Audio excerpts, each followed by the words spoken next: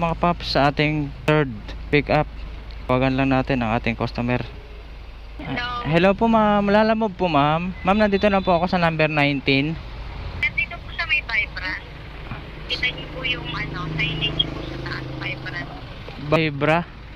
Vibrant po, Vibrant. Ay, Saan pong 19 kayo? nandito na po ako ma'am, Vibrant. Dito lang po, katabi lang po. Vibrant tarpaulin sticker. Ako, dito po, sir. Dito sa pababa po, sir. Okay po, sige po.